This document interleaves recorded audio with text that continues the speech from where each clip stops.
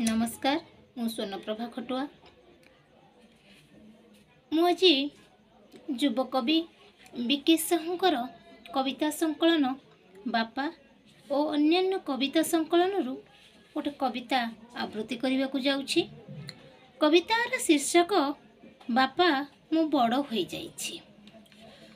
तुम परी छातीर तमाम कोहकू छाती रे कबर देई आखिलु सबकू पाटिरे पी केमिति ओठरे फुटेइबाकू हुए मिछ हस आज मु शिखि नेछि।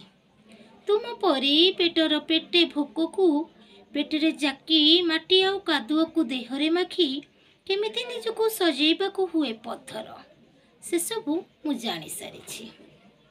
तुम परी आखिर आखिए निदकू आखिरे मारी तमाम चिंता और दुश्चिंता को छाती रे जागी केमिति करा जाए चिंता शून्यर अभिनय सेतक मु शिखि नेछि। तुम परी छाती रे छाती साहस आखिरे आखिए स्वप्न आउ समय साथी रे सालिस करी केमिति जीवाकू हुए जीवन एई तो मु जानि सारिछि। बापा मु बड़ होई जाइछि। बापा मु बड़ होई जाइछि।